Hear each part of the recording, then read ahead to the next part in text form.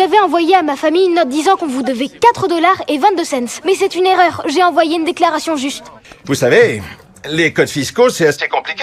Si votre erreur n'est que de 4 $, je suis impressionné. Je n'ai commis aucune erreur, vous aussi. George reçoit une facture des impôts. On lui demande de payer immédiatement 22 $ supplémentaires. George ne s'en inquiète pas du tout. Il compte simplement payer et passer à autre chose. Mais Sheldon s'effondre complètement. Il est persuadé d'avoir fait une déclaration fiscale parfaite, sans la moindre erreur. Ça vaut pas le coup de se battre pour une si petite somme. Sheldon est très tourmenté. Même dans ses rêves, il pense à voler discrètement le chèque des impôts. Alors, pendant que George est au travail, il prend le chèque en cachette. Puis, il contacte le service des impôts. Avec une logique imparable, il explique d'où vient la différence de 22 $. L'agent fiscal est totalement surpris. Un enfant de 11 ans vient vraiment de remplir une déclaration d'impôt.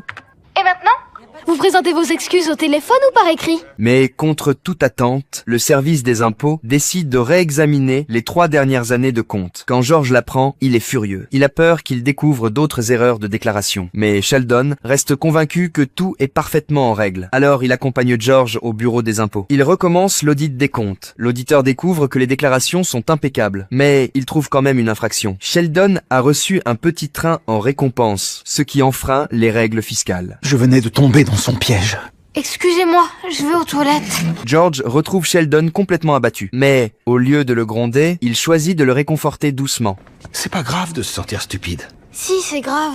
C'est la preuve que tu grandis. Sheldon retourne dans la salle d'audit. Il reprend son raisonnement et contre-attaque avec sa logique. Il explique que George est professeur de lycée et que lui faire remplir les impôts était en réalité une leçon d'économie. Quant au petit train acheté par George, ce n'était qu'une récompense pour son travail.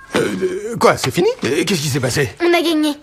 Ça veut dire qu'on ne vous doit rien? Non, vos déclarations sont en ordre.